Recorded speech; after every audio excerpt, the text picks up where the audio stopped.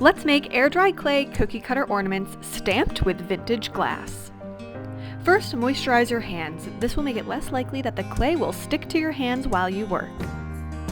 Condition the clay by kneading it for several minutes. It's easiest to do this in smaller pieces and then combine those small pieces together.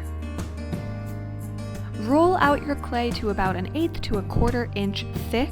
Use a glass bottle if you don't have a rolling pin, and do this on a hard, smooth surface like this wood panel I have here. Now it's time to stamp using vintage glass. I used a crystal bowl. You could use a wine glass, anything like that to stamp your clay.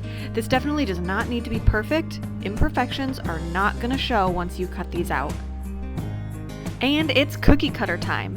Firmly press a cookie cutter into the clay, gently rock it side to side to make sure it cuts all the way through. Punch holes for ribbon using a paper straw.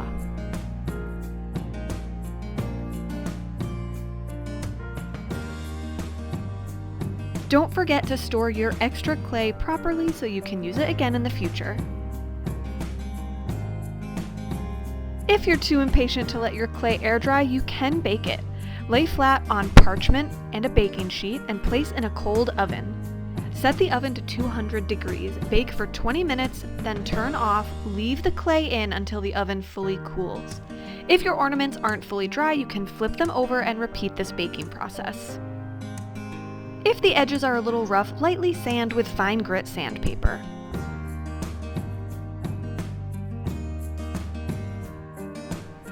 Now it's time to paint. You can leave these the natural white clay color, but I like to paint them. So this one I'm painting white. I always paint the backs a solid color first, and then we'll move on to the front.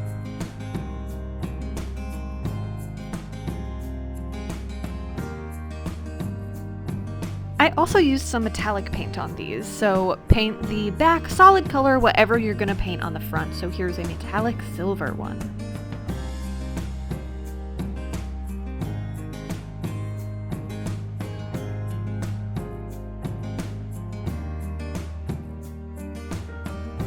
Time to paint the fronts however you'd like. Like I said, I played around with metallic and pearlized acrylic paints. I actually ended up wishing I left some just the solid matte white because I think that was really pretty, but they look good with the pearlized white added on top too. A dry brush technique will add some more texture and definition to the design that we stamped.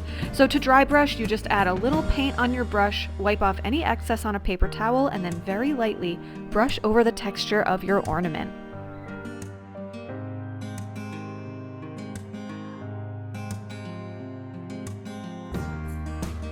Brush on 1 to 2 layers of gloss varnish.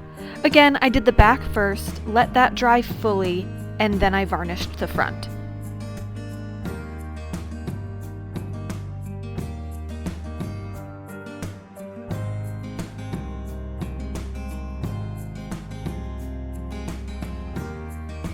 Add a ribbon loop so your ornaments can hang. My ribbon is 12 inches long for these.